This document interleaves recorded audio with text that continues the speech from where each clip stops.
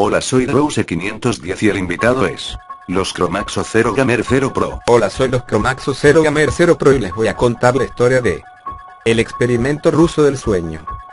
Investigadores rusos a finales de los 40 mantuvieron a 5 personas despiertas por 15 días utilizando un estimulante basado en gas. Los tuvieron encerrados en un ambiente sellado para monitorear cuidadosamente el uso de oxígeno, para que el gas no los matase, debido a las altas concentraciones de gas. Esto fue antes de que existiera el circuito cerrado, por lo que tuvieron que usar micrófonos y ventanas con grosor de 5 pulgadas para monitorearlos.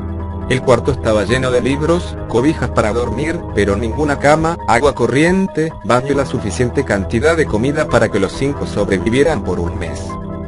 Los sujetos de prueba eran prisioneros políticos y de guerra declarados enemigos del Estado durante la Segunda Guerra Mundial. Todo estuvo bien por los primeros 5 días. Los sujetos rara vez se quejaban después de que, falsamente, se les había prometido su libertad si aceptaban tomar parte de la prueba no dormir por 30 días. Sus conversaciones y actividades fueron monitoreadas y los científicos notaron que conforme pasaba el tiempo, ellos hablaban sobre incidentes traumáticos de su pasado. Después de 5 días se empezaron a quejar de las circunstancias y eventos que los llevaron a donde estaban y empezaron a demostrar paranoia severa. Dejaron de hablar entre ellos, y comenzaron a murmurar de manera alterna en los micrófonos.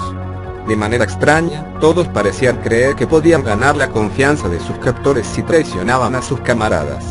En un principio se creyó que esto era un efecto del gas. Después de 9 días, el primero de ellos empezó a gritar. Corría por todo el cuarto gritando repetidamente por 3 horas seguidas. Después, trató de continuar gritando, pero solo podía dar un grito ocasional. Los científicos postularon que físicamente se había destrozado las cuerdas vocales.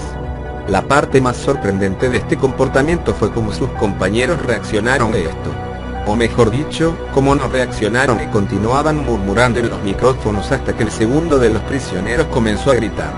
2 de los prisioneros que no gritaban, tomaron los libros y llenaron página tras página de sus propias heces, y de manera calmada, los pusieron sobre las ventanas del cuarto.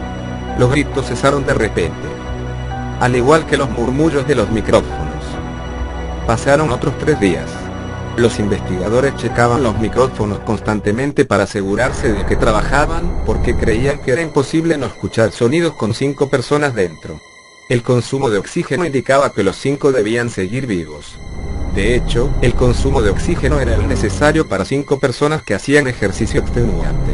En la mañana del 14º día, los investigadores hicieron algo que no debían hacer, para llamar la atención de los prisioneros. Utilizaron el intercom dentro del cuarto, esperando provocar respuestas de los prisioneros, pues temían que estuviesen muertos, o en estado vegetal. Anunciaron: abriremos el cuarto para probar los micrófonos. Aléjense de las puertas y acuéstense con las manos atrás en el piso o se les disparará. Se le otorgará la libertad a uno de ustedes si obedecen. Para su sorpresa, escucharon solo una frase, con voz calmada: no queremos ser liberados. Hubo gran debate entre los investigadores y fuerzas militares que financiaban el proyecto. Sin poder provocar más respuestas utilizando el intercom, finalmente se decidió abrir el cuarto a la medianoche del día número 15. Se limpió el gas del cuarto, y se llenó de aire fresco. Inmediatamente, voces de los micrófonos empezaron a objetar. 3 voces diferentes rogaban por la vida de sus seres queridos, que encendieran el gas nuevamente. Se abrió el cuarto para sacar a los prisioneros. Gritaron más fuerte que nunca, al igual que los soldados, cuando vieron lo que había dentro. 4 de los sujetos seguían vivos. Las raciones de los pasados 5 días no habían sido tocadas. Había pedazos de carne de las costillas y pantorrillas del sujeto muerto colocado dentro del drenaje del centro del cuarto, bloqueándolo, permitiendo que 4 pulgadas de agua se acumulara en el piso. Los 4 sobrevivientes también tenían pedazos de piel y carne arrancada de sus cuerpos. La destrucción de tejidos y la exposición de huesos en la punta de sus dedos indicaba que las heridas fueron infligidas por las manos, y no con los dientes, como era de suponerse. Al examinarlos, se descubrió que la mayoría de las heridas fueron autoinfligidas en su mayoría. Los órganos detrás de las costillas fueron removidos, mientras que el corazón, los pulmones y el diafragma seguían en su lugar. La piel y la mayoría de los músculos pegados a las costillas fueron arrancados, exponiendo los pulmones. El tracto digestivo de los 4 sujetos podía verse trabajar, digiriendo comida. Rápidamente se hizo aparente estaban digiriendo su propia carne, y que ellos la arrancaron y se la comieron en el transcurso de los días. La mayoría de los soldados eran fuerzas especiales rusas en las instalaciones, pero aún Axial, muchos se negaron a regresar al cuarto para sacar a los prisioneros. Estos, sin embargo, insistían a gritos que los dejaran dentro y de manera alterna rogaron y demandaron que se encendiera el gas nuevamente, para evitar quedarse dormidos. Para sorpresa de todos, los sujetos pusieron una resistencia feroz durante la extracción. Un soldado ruso falleció cuando un sujeto le mordió el cuello, otro fue gravemente herido cuando otro de los prisioneros le mordió la arteria femoral y los testículos. Otros 5 soldados perdieron la vida, si cuentas aquellos que se quitaron la vida en las semanas consecuentes al incidente. Durante la lucha, uno de los prisioneros dañó su brazo, sangrando de manera casi inmediata. Se intentó sedar al sujeto, pero fue imposible.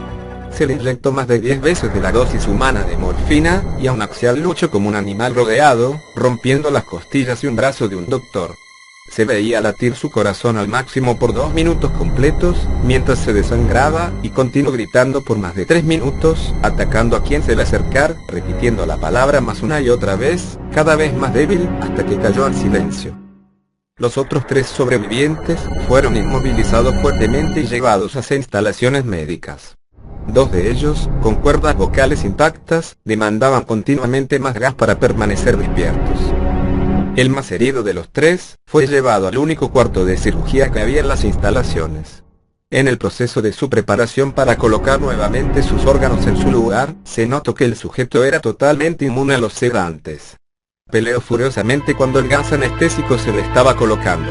Se necesita un poco más de anestesia de la normal para sedarlo, pero al momento que sus ojos se cerraron, su corazón se detuvo. En la autopsia, se encontró que en su sangre, había 3 veces la cantidad normal de oxígeno. También se rompió 9 huesos en la lucha para no ser controlado. El segundo sobreviviente, era el que primero gritó del grupo.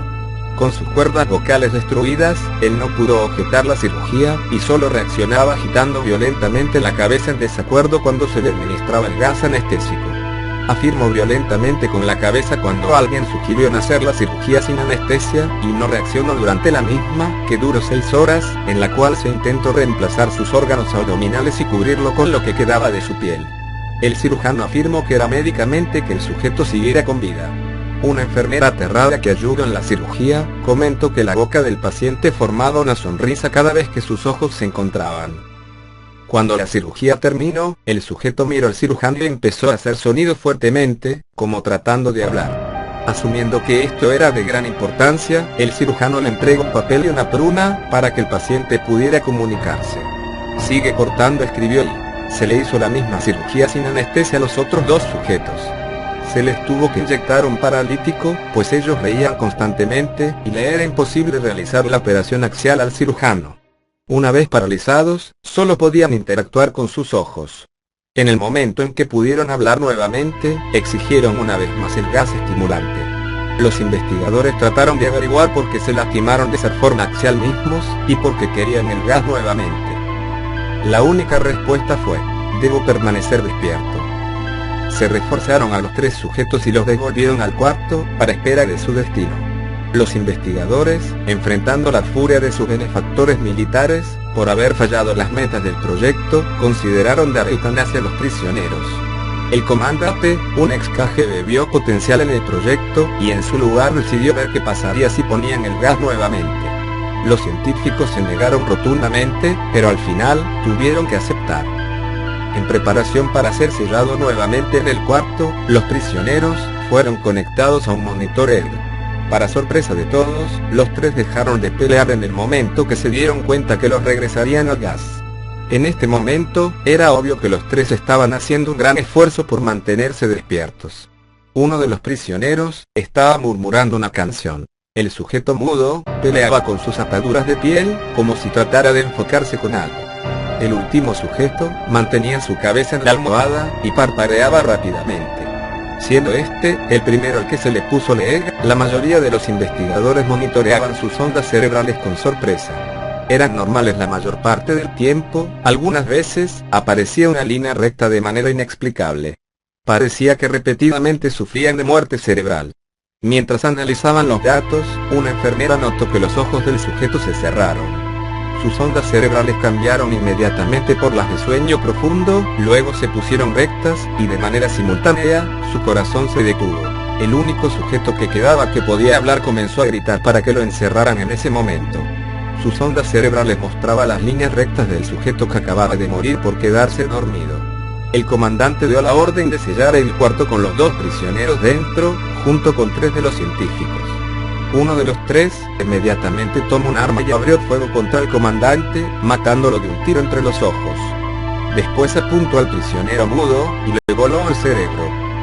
Apuntó al prisionero que quedaba vivo, mientras que los demás investigadores escaparon del cuarto. No me encerrarán con estas cosas. No contigo. Le gritaba al prisionero que estaba atado al camastro. ¿Qué eres? Demandó. Necesito saber. El prisionero sonrió. ¿Tan fácilmente te has olvidado de mí? El prisionero preguntó. Somos ustedes. Somos la locura que está encerrada en todos ustedes, rogando por libertad en cada momento de tu vida, desde lo más profundo de tu mente animal. Somos aquello de lo que te escondes en tu cama todas las noches. Somos lo que duermes y silencias y paralizas cuando te vas a tu cielo nocturno, donde no te podemos alcanzar. El investigador hizo una pausa. Apuntó al corazón del prisionero y disparó. Él mostró una línea recta mientras el sujeto débilmente murmuró casi tan libre y... Bien, adiós, suscríbanse.